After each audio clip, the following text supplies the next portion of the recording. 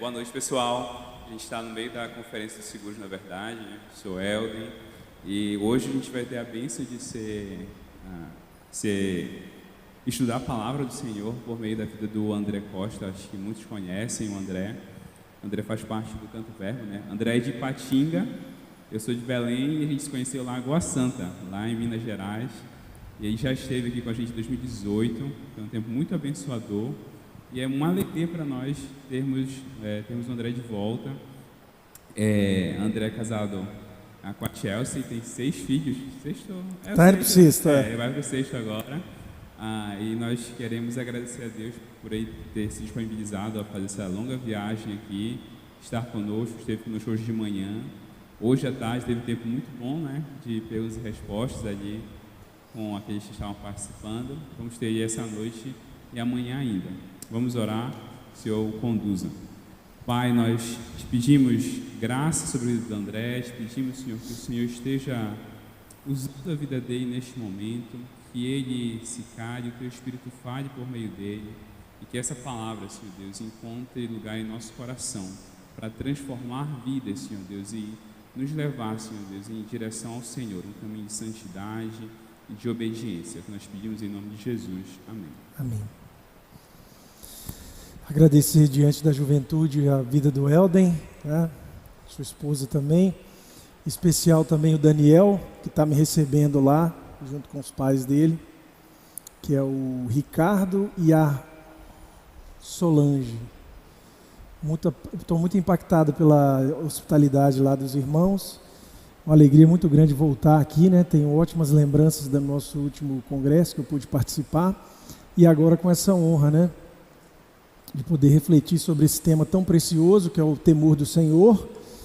E hoje nós vamos refletir sobre o temor do Senhor em relação à edificação da casa. Então eu quero que você abra a sua Bíblia aí em Salmo 127, um salmo bem famoso, salmo muito conhecido. Já oramos, já estamos com os nossos ouvidos abertos. O Espírito Santo de Deus tem toda a liberdade para falar conosco e que a palavra dele seja de fato escutada aqui nessa noite, porque ela é viva e eficaz. Amém? Diz assim o Salmo 127: Se o Senhor não edificar a casa, em vão trabalham os que edificam. Se o Senhor não guardar a cidade, em vão vigia a sentinela.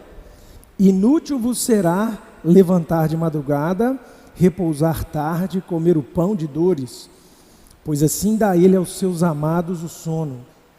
Eis que os filhos são heranças do Senhor, e o fruto do ventre o seu galardão. Como flechas na mão de um homem poderoso, assim são os filhos da mocidade. Bem-aventurado o homem que enche deles a sua aljava. Não serão confundidos, mas falarão com seus inimigos à porta. Essa é a palavra do Senhor. Quantos aqui já escutaram algum estudo sobre o Salmo 127? Levanta a mão aí, só para eu ver. Ok. Vocês concordam que é um salmo bem conhecido? Normalmente nós conhecemos esse salmo de forma fragmentada. Você memoriza o primeiro versículo e você memoriza o final. Então você sabe que os filhos são herança do Senhor, está nesse salmo, e você lembra que se em vão você edificar a casa, em vão vigia a sentinela se o Senhor não edificar a casa. Você, pelo menos a experiência que eu tive, e que a maioria das pessoas que eu já conversei tive, a gente fragmenta esse salmo na nossa percepção. A gente sempre vê essas duas imagens de forma separada. Então hoje aqui a gente vai gastar um tempo considerando essa mensagem integral da edificação da casa. Antes, eu quero só fazer uma revisão, porque eu estou vendo que algumas pessoas aqui não estavam lá na manhã, quando a gente falou sobre o temor do Senhor.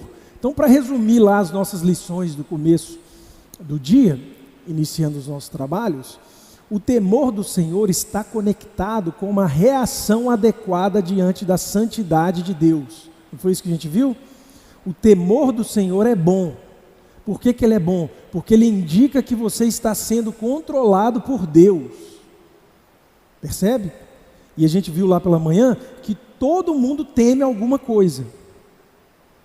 Ou você vai temer a Deus, ou você vai temer aos homens. Então é melhor que nós temamos a Deus. Correto? O temor do Senhor é apresentado como o primeiro passo para o conhecimento ou a sabedoria. Isso significa que eu preciso me submeter ao senhorio de Cristo para que eu possa ser discipulado. A submissão, o reconhecimento de que o Senhor é Rei, precede a obra que Deus vai fazer na minha vida.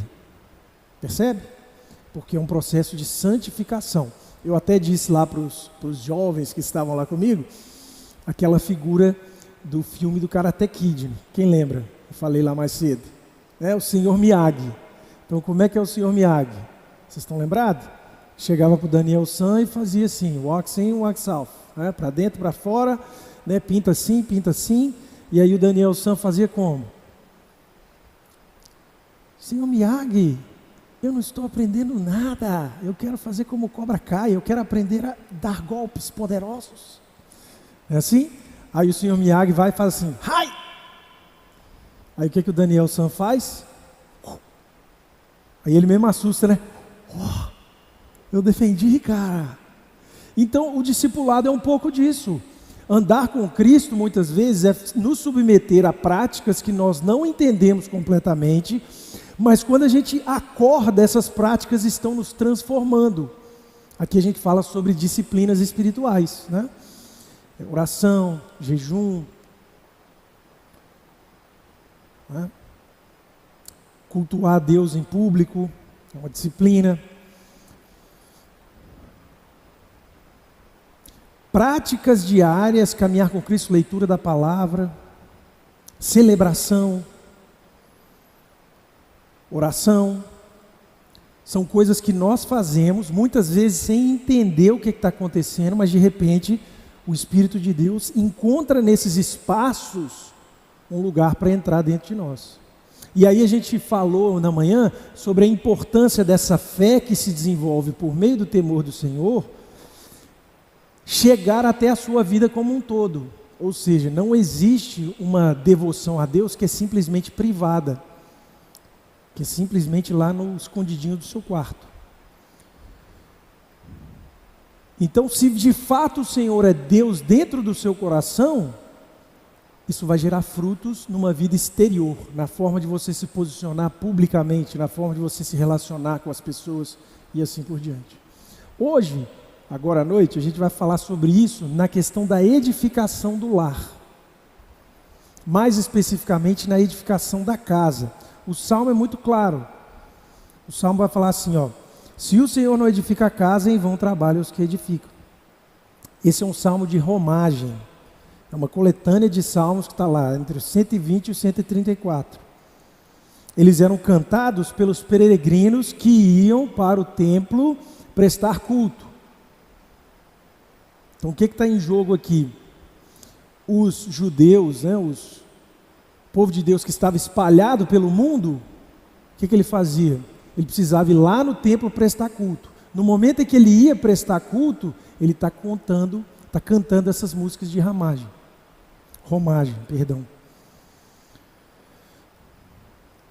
A Bíblia vai falar de alguns casos de edificação de casa. Tem pelo menos 4 sentidos. Olha só, segue comigo aqui.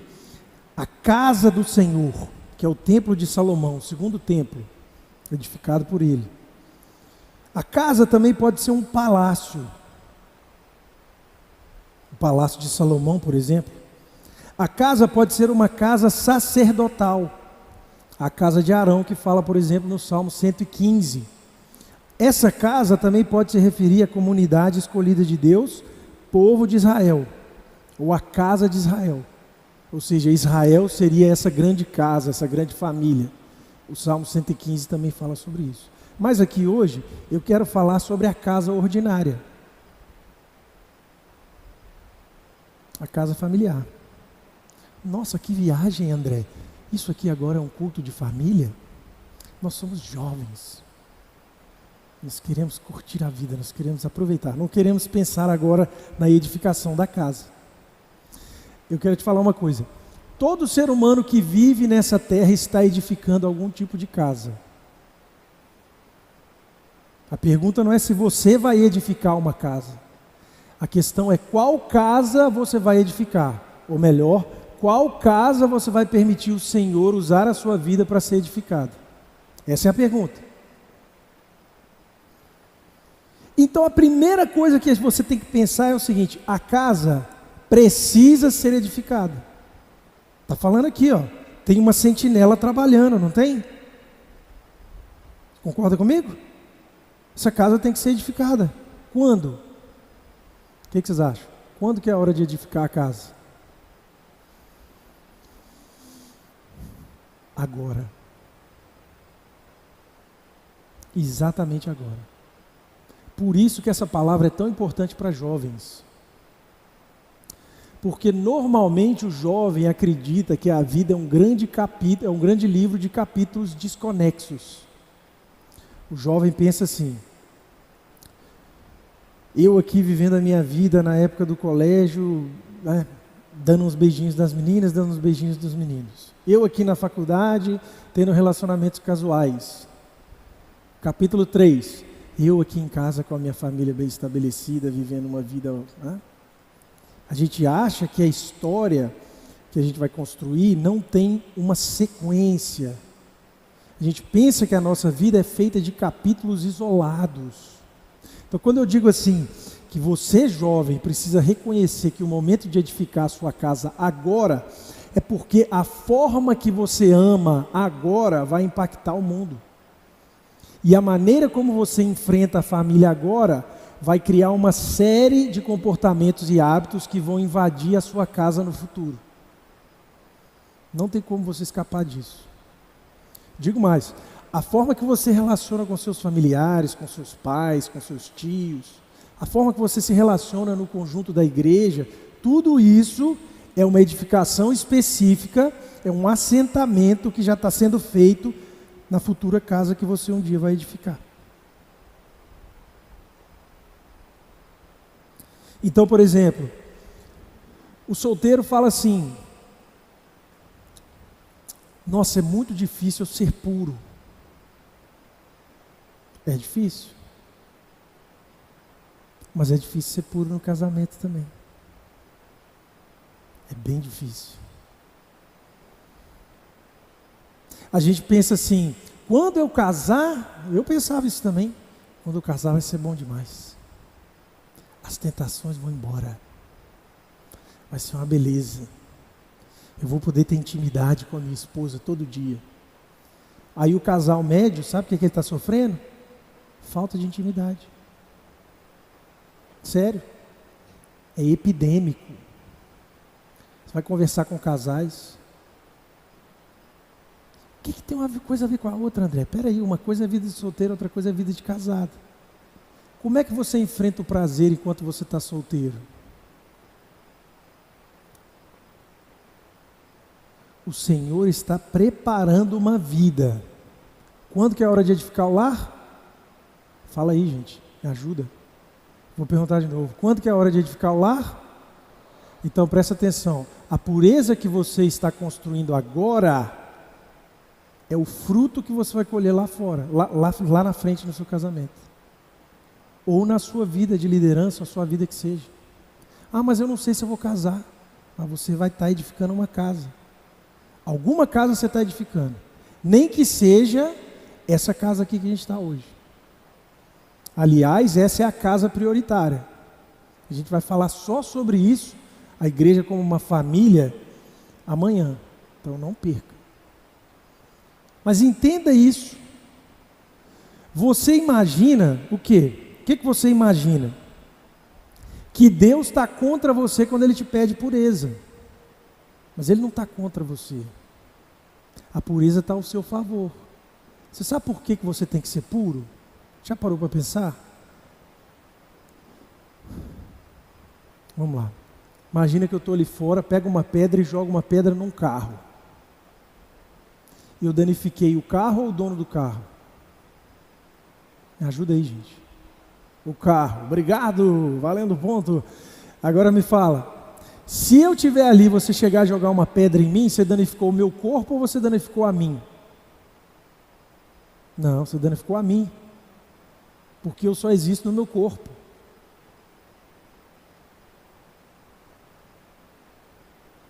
Está entendendo? A forma que você trata o seu corpo é indivisível com a visão que você tem de si mesmo. A pureza, presta atenção aqui, a pureza não é um fetiche de um Deus, né, tribal. A pureza é a consequência natural do valor universal da pessoa humana. A pureza é a consequência natural de nós sermos feitos imagem e semelhança de Deus. Você vale tanto a ponto de Cristo morrer na cruz por você, que você não pode tripudiar o seu corpo, que é templo do Espírito, e vender ele barato em troca de um prazer imediato. Isso é trocar um prato de lentilhas, não é? O problema é que quando você começa a ir nessa trilha da impureza, da pornografia, da gratificação instantânea, quando você chegar lá dentro do casamento, o que vai acontecer com você? Você não vai estar preparado para a intimidade na vida a dois. Sabe o que se descobre? A maioria das pessoas que não tinham um comprometimento com a pureza, são as mesmas que lá no casamento vão começar a faltar intimidade. Porque o pecado é exatamente o mesmo. O pecado é exatamente o mesmo. E a palavra do Senhor é a seguinte: o que é proibido fora do casamento, no casamento é mandamento. Sério, tem casal em pecado porque não tem intimidade. Está em pecado. O apóstolo Paulo chega a falar o quê? Gente, vocês podem parar em comum acordo para orar. É isso que o apóstolo Paulo fala. Está percebendo? E aí você está pensando assim, não, uma coisa não tem nada a ver com a outra. Você está formando os seus hábitos. Tem um pensador que eu gosto muito que chama Dallas Willard. Ele fala assim, todo mundo quer ir para o céu, mas ninguém quer ser o tipo de pessoa que vai se agradar do céu. Você fala assim, eu quero ter uma vida a dois um dia, eu quero ter um casamento, eu quero ter uma família. Cara, mas a sua vida de solteiro está remando contra a vida em família. No âmbito da pureza, você não está se guardando. O que mais? No âmbito da financeiro. Sério mesmo. Desculpa aqui, deixa eu perguntar. Quem aqui é casado? Só para eu ver. Tá. Quem está solteiro aqui, levanta a mão. Beleza. Você que está solteiro, porque o casado, a pergunta vale para ele também. Vocês deviam ter olhado em volta para procurar, né? Quem está solteiro? Estão vacilando. Dê a dica aí. Vocês estão dormindo? Eu estou ajudando vocês. Essa pergunta aqui. Se você está solteiro hoje e fala assim comigo, eu desejo o casamento. Eu pergunto assim, você está trabalhando? Você fala assim, estou. Quanto você está juntando por mês? Não, mas não tem nem namorada ainda. Quanto você está juntando por mês? Porque a vida familiar pode ser definida da seguinte forma: pai e mãe gasta menos do que produz. Isso é a lei universal. Em todas as instâncias da vida, paternidade e maternidade é isso. Espiritual, físico, material, financeiro. Você tem que produzir mais do que você consome. Então você fala assim, não, mas eu quero casar. Mas você está trabalhando, está guardando? Não, você não quer casar, cara. Você não está edificando a sua casa, é agora. Aí você está vivendo uma vida que você pega o seu dinheiro, gasta do jeito que você quer, é showzinho de R$1.500, é viagem de não sei quanto, cadê seu dinheiro? Não tem, às vezes você está até, não estou falando isso para menosprezar, eu morei muito tempo com os meus pais também, isso não é um problema. Assim, às vezes você está com os pais e você não está nem colaborando com a conta da casa e nem juntando dinheiro. Pergunta, você está querendo casar? Aí eu vou te perguntar mais uma aqui. Contentamento. Eu não estou muito contente não, sabe, André? Porque minha vida é muito difícil. Minha vida é difícil demais. Mas quando eu casar, mas quando eu conseguir aquele emprego, mas quando eu tiver filho, aí minha vida vai ficar boa. É? Aí você está reclamando da vida o tempo inteiro e está achando que isso vai atrair alguém para estar perto de você. Sua vida é pesada, está difícil. Quem quer fazer parte disso? Você reclama o tempo todo, fala mal o tempo todo. Veja, que casa que você está edificando? Que edificação que você está fazendo? Trabalho. Qualquer relação que você tenha com o trabalho. Você está aprendendo a ter prazer com o seu trabalho? O apóstolo Paulo chegou a falar, aquele que não trabalha, o que ele fala? Não coma. Ele não está falando de emprego. Está entendendo a diferença? É porque o brasileiro criou um fenômeno que é o seguinte, ele acha que ele tem um direito fundamental de estar empregado. Então, tipo assim, ele tem um diploma, ele acha assim, o mundo tem um dever de me dar um emprego. Não. Trabalho no mundo, estou te falar, só você sentar um pouquinho não falta. Emprego é outra conversa. Então, você está disposto a trabalhar? Está disposto a correr atrás? Qual casa que você está edificando? Aí você está lá, desculpa eu tocar nesse tema de novo. Você está lá em casa, vem aqui para a igreja 2 horas por semana. Vamos supor que você participa lá do Metanoia, 3 horas por semana. Você é um crente 5 estrelas da PIBPA. Falei certo aqui? Só que quantas horas você passa no entretenimento? Sério, fala comigo. O que está te discipulando? O que está formando a sua mentalidade? Aí você está vendo um show ali, você vai falar assim, André, já vi você falar que Netflix é do diabo. Não vou falar isso. Mas você está vendo o show. Aí você senta lá. Aí tem a Mary. A Mary está casada com o David. E o David é um cara que não está dando atenção para a Mary. Aí a Mary chega no trabalho e fala o quê? Amiga, o meu marido não está dando atenção para mim. Aí você já está vendo o filme, você fala o quê? É mesmo, o David está com nada. Quando será que ela vai encontrar uma pessoa que ela merece? Fala que não é, gente, fala a verdade. Aí de repente aparece quem? O Jack. Aí o Jack é um cara legal, bacana, né? Dá bom dia para ela direito. Ela fala assim, estou balançada. Aí antes de ter o filme te falar o que tem que fazer, o que você faz? Termina. É ou não é? Estou falando sério. Você está tomando uma decisão moral, isso é discipulado. Isso não é questão de televisão ser do diabo, não, é discipulado. Você está sendo discipulado. Aí você passa 8 horas na frente do Netflix e acha que isso não vai invadir o seu imaginário afetivo. Você acha que isso não vai impactar na hora de você escolher alguém para relacionar. Aí você vai ver aquele relacionamento baseado na felicidade individual. Aí a pessoa, amanhã a gente vai falar um pouquinho sobre isso, a pessoa que está com você nem é uma pessoa mais, é um objeto para te fazer feliz. A pessoa é seu cliente. Você é cliente dela. Se ela não te fizer feliz, acabou o relacionamento. Então, aí a questão financeira. A menina cresceu a vida inteira escutando que ela não pode depender de homem. É isso? E o cara que já não estava querendo muita coisa falou assim, gostei dessa ideia aí. Não é assim? Aí fica um homem mais tranquilão e uma mulher toda independente. Aí eles entram no casamento e começam a dividir tudo. Hoje eu paguei, amanhã você paga, hein? Cada um tem o seu dinheiro. Eu paguei a luz, você pagou a água. Estão divorciados já. Tem só a bombinha, aqui ó, bomba relógio. O inimigo está lá só contando as horas. Eles já estão divorciados, nem sabem ainda, mas já estão. Porque eles não estão desenvolvendo uma mentalidade só. Isso vem da onde? Do individualismo, que você está construindo no seu dia a dia.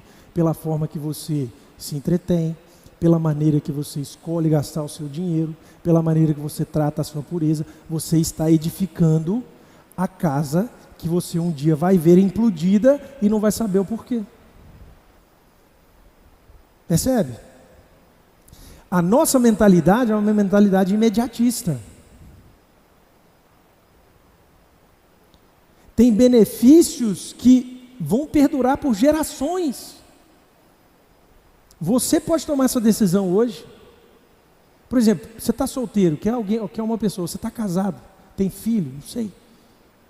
Fala assim, eu vou orar pela edificação da minha casa e vou começar a fazer um discipulado que está alinhado com a forma de estabelecer uma casa debaixo do temor do Senhor. Essa casa não é um shopping center. Essa casa não é um albergue. Como é que é um albergue? Todo mundo chega lá para dormir e descansar. Ninguém tem conexão nenhuma. Todo mundo está lá para ser feliz. Que casa que você está edificando? A casa tem que ser edificada. Quando? Agora. Segundo o quê? Segundo os preceitos do Senhor. E aqui eu quero te chamar a atenção. Essa casa está sob ameaça. Vocês concordam comigo? O que a sentinela está fazendo? Está vigiando. Essa casa está sob ataque. Você acha que a família não está sob ataque? Mas assim, talvez você não está se conectando com essa mensagem, porque a maioria de vocês não são casados, mas eu estou falando assim, a ideia de família está sob ataque exatamente agora. Você está armando uma bomba relógio para a sua família ser falida daqui a 10 anos e você nem começou a namorar ainda.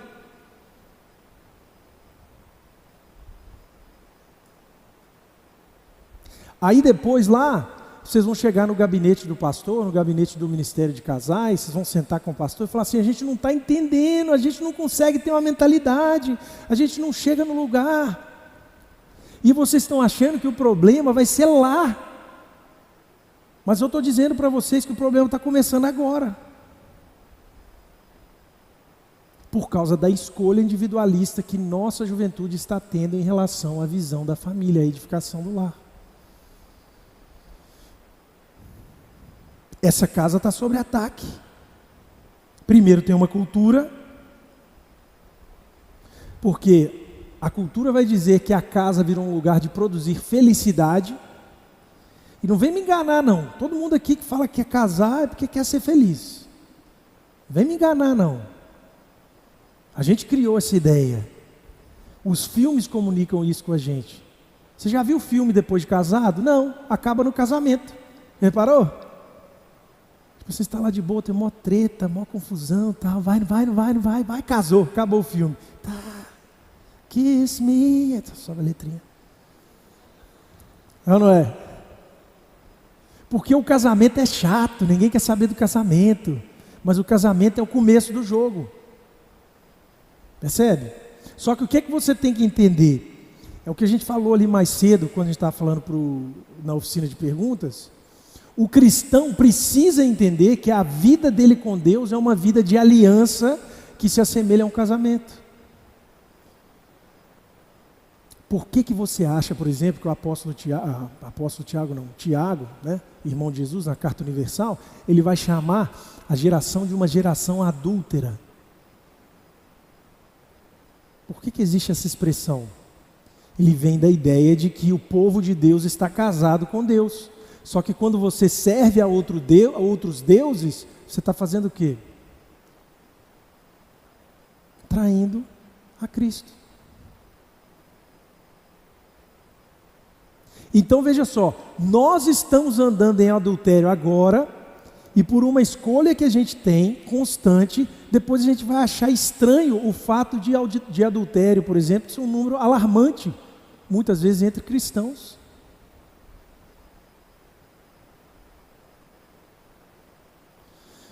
Aí talvez você está assim, mas André, essa palavra aí, eu não sei porque que Deus me mandou aqui hoje, porque eu não quero casar. Isso não é para mim não, a gente falou ali mais cedo. Cristão é obrigado a casar? Fala para mim. Sim, com quem? Com Cristo. Por meio do quê? Da igreja. Então todo mundo tem que ter uma relação de casamento com Cristo. Todo cristão tem. Agora, o casamento com uma pessoa, homem com mulher, mulher com homem, o casamento, na visão cristã, passou a ser uma vocação. O que isso quer dizer? Que é um chamado. Vocação vocari, né? Ser chamado por alguém para fora para servir outra pessoa. Está entendendo? Por definição, o casamento, que é uma missão, não pode ser visto como algo que vai produzir felicidade para mim. O que essa geração está fazendo? Ela pega um martelo e quer usar como serrote e começa a reclamar que o martelo não está cortando. É isso que você está fazendo quando você fala que o casamento vai te fazer feliz. E quanto mais você deseja a felicidade por meio do casamento, mais trágico ele se torna. Quanto mais você quer se relacionar por causa do romantismo, mais trágico essa vida a dois vai se tornar. E normalmente, também falamos aqui embaixo, vou relembrar, existe um problema de solidão do ser humano, que só pode ser resolvido com Jesus Cristo. Mas a gente quer fazer o quê? Aquele desejo de eternidade que Deus colocou no nosso coração, segundo Eclesiastes, a gente quer resolver isso por meio do romance. Aí a tragédia está completa, porque isso é um Deus, e o que a gente vê, principalmente no livro de Juízes, é que todo Deus vai exigir tudo de você e não vai te dar nada em troca.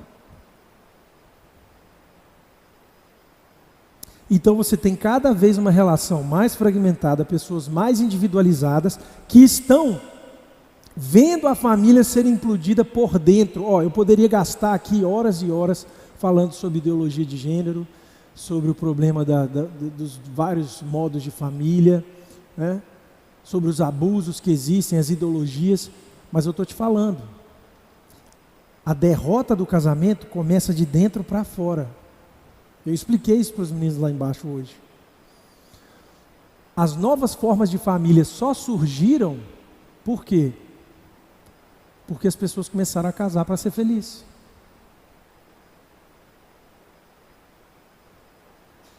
Se o casamento é para ser feliz, qualquer um pode casar, aliás, qualquer coisa pode casar. Então a deturpação é muito mais sutil do que a gente imagina. Eu brinquei lá, né? Eu vou lá, e eu em casa lá, 5 filhos, cara. Os caras me fazem ir no casamento. Imagina, arrumar 5 filhos, botar todo mundo bonitinho, ter que botar os meninos bonitinhos para o pessoal passar e falar assim, que gracinha. Aí eu já falo assim, você não viu lá em casa. Chega lá no casamento, a gente senta, pastor André.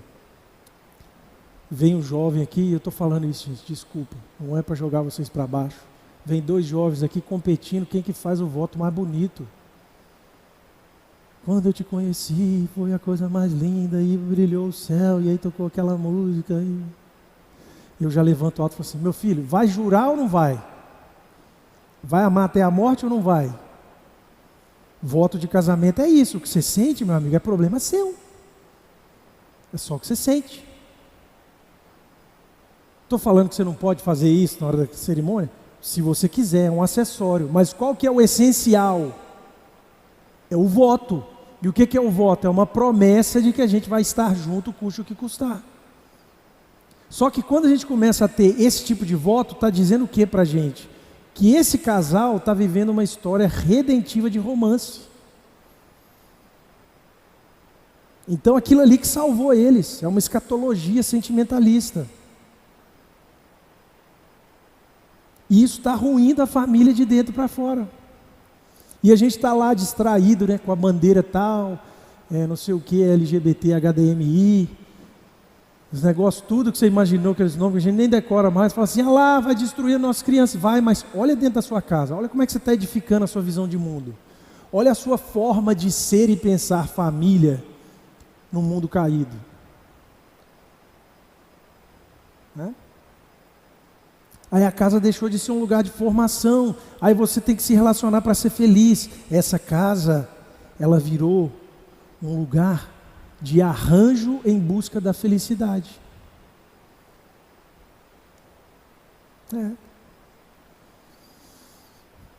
Não vai dar certo. Aí você pega os números, parece que agora o número de divórcio entre cristãos e não cristãos está basicamente igual. Algumas pesquisas indicam uma pequena vantagem dos cristãos. Por que será?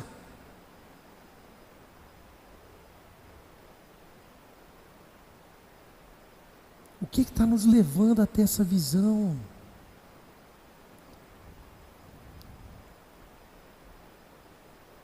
Veja, o Senhor está dizendo, existe uma forma de edificar essa casa. Essa casa precisa ser edificada segundo os preceitos do Senhor que guarda essa casa. Então, onde que eu vou buscar as bases para a edificação dessa casa? Na palavra de Deus. O mundo vai falar que é antiquado, o mundo vai falar que a visão que Deus tem para a mulher na família é antiquado, o mundo vai falar que a visão que Deus tem para o homem na família é antiquado, vai falar que a forma que a gente visa educar as crianças é antiquado. Vai. Mas o que a gente vê lá no Sermão do Monte, no capítulo 7? O tolo vai receber essa informação e não vai praticar. O homem prudente, que é o homem que teme ao Senhor, vai edificar a casa dele sobre o quê? Sobre a rocha. E se vier a tempestade, não é assim que o texto diz. Vai vir a tempestade, vai vir o dia ruim, vai vir os dias maus. Vocês já ouviram falar da história do bambu chinês? Não? Então o bambu chinês é uma história antiga aí, que o bambu chinês ele tem um desenvolvimento muito acelerado para baixo da terra. Ele é um bambu altíssimo, né? O mais alto que tem, só que para ele conseguir desenvolver, ele precisa crescer uma raiz muito funda. E no momento que aquela raiz está abaixando, ninguém vê o produto do crescimento dele. Percebe? Temer ao Senhor na edificação de uma casa significa isso. Você vai passar desapercebido pelo radar do status desse mundo. As pessoas vão falar assim, nossa, aquela pessoa ali é meio apagadinha, né? Não tem nada assim. Mas nós temos que confiar, olha só, o que o Senhor diz ali? Que Ele dá aos seus enquanto eles dormem. Olha que coisa maravilhosa. Essa é a grande questão. Se você está seguindo o meu raciocínio aqui, está pensando que eu estou te oprimindo, e você está sentindo assim, nossa, mas eu tenho que fazer muita coisa certa, eu estou fazendo muita coisa errada, você tem que passar pelo Evangelho. Você tem que entender que existe a graça de Deus. Você precisa entender que a obra da edificação dessa casa, que vai acontecer na sua vida, é uma obra milagrosa do Senhor. Você não está nessa batalha sozinho. Essa batalha leva o nome do próprio Deus. Essa luta é dele também. E ele vai dar crescimento a essa visão, a esse sonho que você tem de construir uma família. Se você obedecer a ele, ele vai dar esse crescimento enquanto você dorme. E até o mal que sobrevive sobre a sua família vai ser revertido para o bem. E aí a gente chega no ponto aqui, talvez mais crucial do Salmo, mais famoso, que vai dizer o quê? Como flechas na mão do homem poderoso, assim são os filhos. Perdão, antes. Eis que os filhos são herança do Senhor, e o fruto do ventre o seu galardão. Como flechas na mão de um homem poderoso, assim são os filhos da mocidade. Bem-aventurado que enche deles, o homem que enche deles a sua aljava. Você já parou para pensar por quê? Por que esse salmo conecta edificar a casa com a figura de filhos?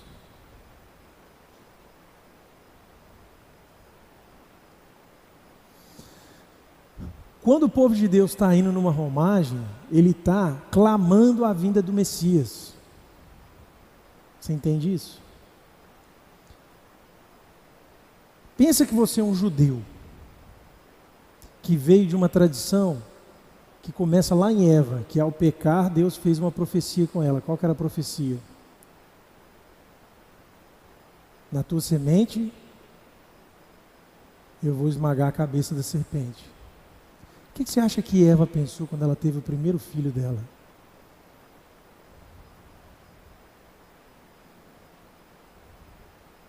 agora vai vir ele. Esse é o menino. Essa é a criança. Está entendendo? Para um judeu, se você acredita que Deus vai salvar a humanidade por meio de um Messias, isso está diretamente relacionado com o fato de se abrir a filhos. Indivisível. Isso foi até abusado na cultura judaica, a ponto das pessoas levarem isso para o extremo assim: se eu não tiver filhos, minha vida não faz sentido nenhum. Estão lembrados lá da Lia e da Raquel? Raquel não tinha filho de jeito nenhum. A Lia tinha filho, mas ela queria conquistar com o filho o favor do marido. Era assim: agora ele vai me dar moral, agora ele vai me dar moral. Até que finalmente ela falou assim: esse aqui vai ser para a glória de Deus. Aí nasceu Judá. É isso? Falei certo? É isso mesmo, hein? Nasceu Judá, que é a linhagem de Cristo.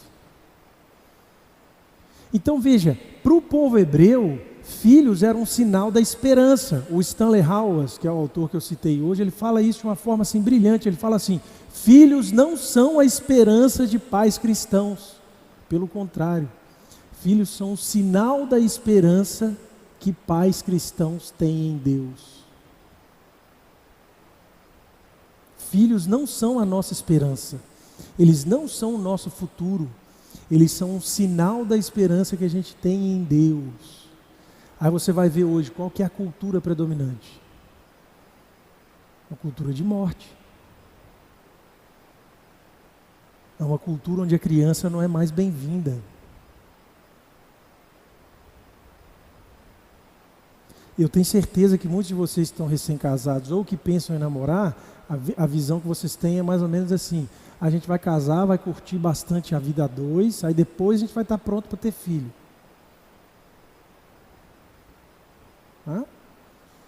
Você vai estar pronto para ter filho como? Fazendo jantarzinho a dois à noite, vendo Netflix 8 horas por dia? Fazendo viagemzinha de casal? Isso vai te amadurecer? Não estou falando que isso é errado não, mas é isso que vai te amadurecer?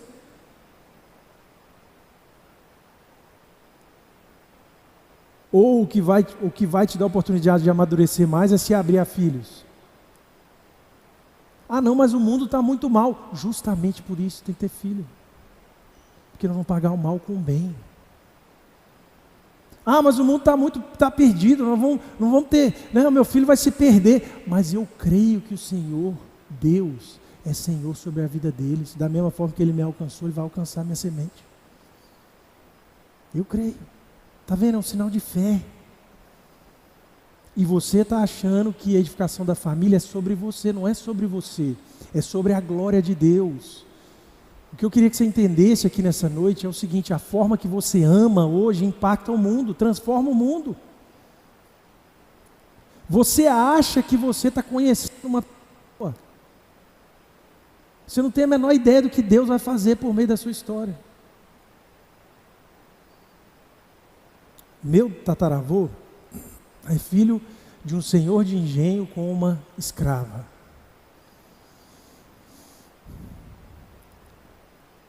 Meu sangue é sangue bastardo que mistura senzala e casa grande. Na minha linhagem tem opressor e oprimido. Meu tataravô perdeu o pai dele, morto por um escravo na época da Lei Áurea, e porque ele era um filho bastardo, não teve arranjo nenhum, ele não recebeu herança nenhuma. Então ele teve com muita luta, conseguiu com a ajuda de um tio, comprou uma fazenda, começou a trabalhar com alambique.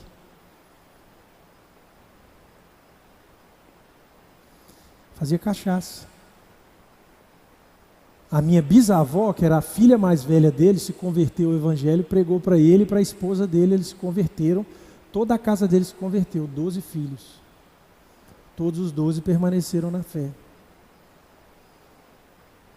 A minha tataravó faleceu por um acidente de carro, estava grávida, perdeu o neném e faleceu. Ele tinha 40 anos, ele falou assim: eu vou educar meus filhos, nunca mais casou. Ele foi celibatário, um viúvo celibatário. Da linhagem dele, a minha bisavó Guiomar casou com um pastor chamado Higino Teixeira de Souza, foi pastor até os 100 anos de idade, pastoreou na zona da Mata Mineira, andava a cavalo, cuidou de creche por um tempo. Teve a minha avó Noemi, que é a mulher do livro preto, que casou com o Luiz, que era herdeiro da fazenda que meu tataravô deveria ter aceito. A história é longa. Mas a minha avó herdou uma terra que era para ser do meu tataravô, e meu tataravô nunca ficou sabendo.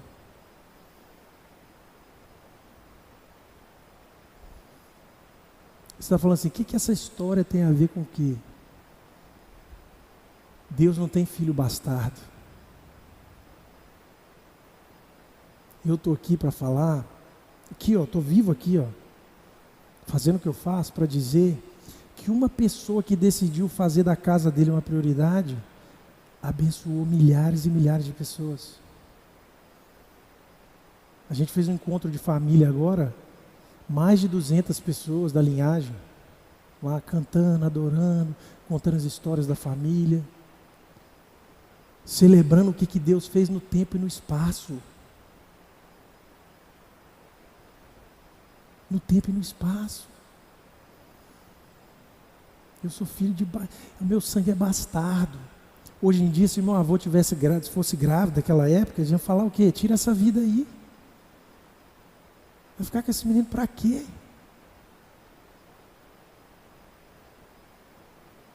Quando você abraça uma cultura de morte, você está impedindo bênção de Deus na terra. Filho é bênção.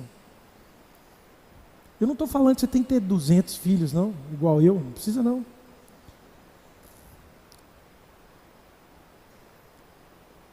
Mas você tem que perguntar assim, Senhor, qual o pecado que está me impedindo de desejar filhos? Faça a pergunta. Eu sei a minha história, eu sei a minha condição. Eu não sei a sua. Mas coloca isso diante de Deus, ora a Deus. O projeto de paternidade e maternidade que vai acontecer na sua vida em 10 anos está começando agora. Seu filho vai colher fruto de escolha sua agora. Eu colhi fruto de joelho no chão da minha avó. Porque a forma que você ama impacta o mundo inteiro. Você não está só resolvendo sua vida sentimental, seu amorzinho, não. É a glória de Deus se fazendo presente na vida de famílias. Você tem noção dessa magnitude?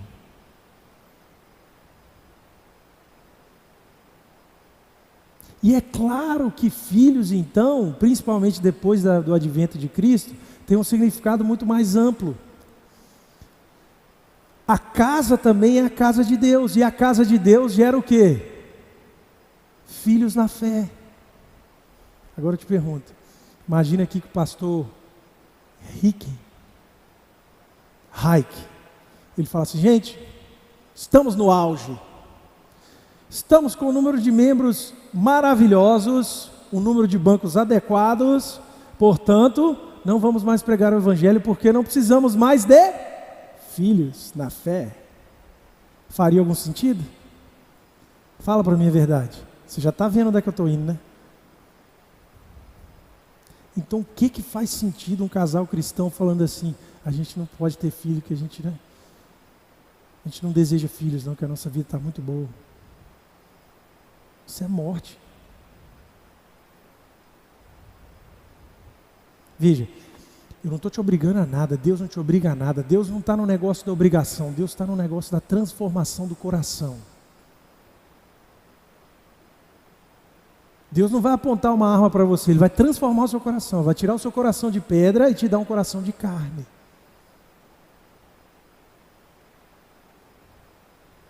Então, por exemplo, você quer edificar a sua família? Começa edificando aqui dentro. Começa frutificando aqui dentro da igreja. Começa servindo na sua família de fé.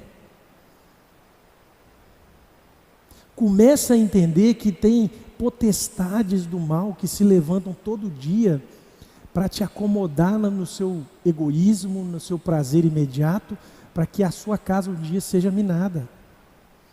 Essa casa tem que ser vigiada. A gente está em guerra.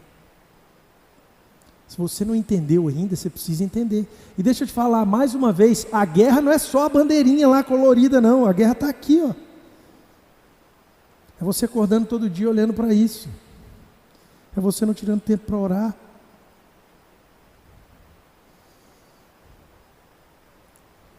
Eu estou caminhando para o fim. A gente vai falar mais sobre família amanhã. Mas eu queria que você tirasse um tempo agora para se comprometer a mudar a sua percepção em relação à sua vocação de edificar a casa. Seja ela na igreja, seja ela no trabalho, vou falar sobre isso amanhã, e seja ela na sua vida sentimental. E eu queria que você aprendesse a fazer uma oração. Você não vai orar por aquela pessoa ou por aquele filho simplesmente.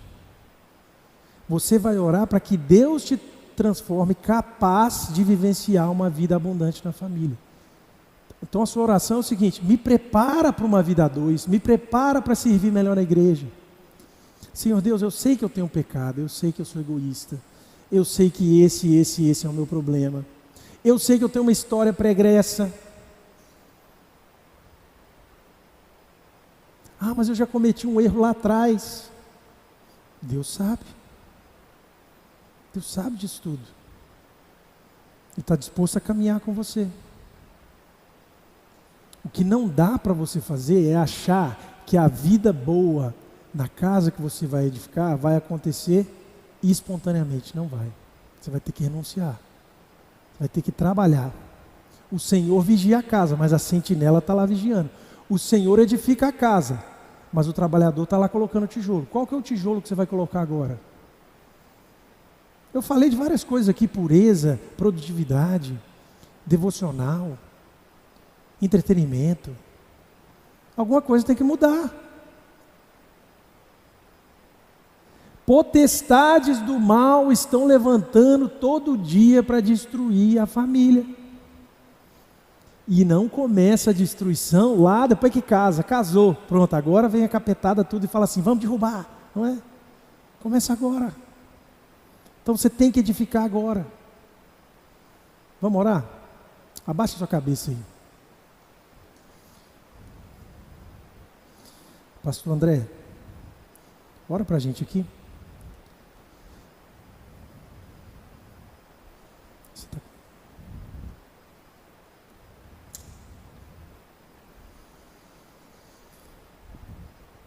Pai querido, queremos clamar diante de Ti, Senhor, que diante desta palavra que foi pregada, Senhor, que Tu possa preparar o nosso coração para que nós possamos edificar a casa com os olhos voltados, com os corações voltados para Ti, Senhor. Que Tu possas nos conduzir, nos afastar de uma vida egoísta, de uma vida em que só temos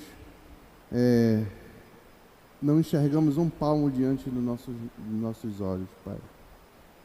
Que Tu possas nos conduzir, Senhor, cada vez conforme a imagem do Teu Filho Jesus. Que a juventude da nossa igreja, não apenas a juventude, mas especialmente a juventude da nossa igreja, possa começar a produzir o futuro que almeja, um futuro agradável a Ti desde já, Senhor. Transforma corações, transforma as mentes aqui, Senhor, para que nós possamos deixar de olhar apenas para nós mesmos, Senhor, mas que nós possamos olhar para a Tua palavra e buscar nela direção, Senhor. Que daqui do nosso meio surjam famílias que possam refletir verdadeiramente a imagem de Cristo, a imagem e semelhança de Deus onde estiver, Pai. E que essas famílias sejam abençoadas pela Tua graça, pela Tua misericórdia, e que por causa dessa bênção, por causa dessa graça, Senhor, possam ser frutíferas, gerando filhos que vão ser outros servos, e Tu vai edificando a Tua casa, a Tua família e, consequentemente, a igreja, Pai. Perdoa as nossas falhas, Senhor, perdoa o que deixamos para trás, nos dá um coração novo, um coração agradável a Ti desde já, Senhor. Nos ajuda a ser sábios, temer durante o nosso planejar de vida, Senhor, e buscar acima da nossa vontade a Tua vontade. Que a nossa espiritualidade, Senhor, seja vista quando nós negamos a nossa própria vontade para fazer a tua acima de tudo, Pai. É isso que te pedimos em nome de Jesus. Amém.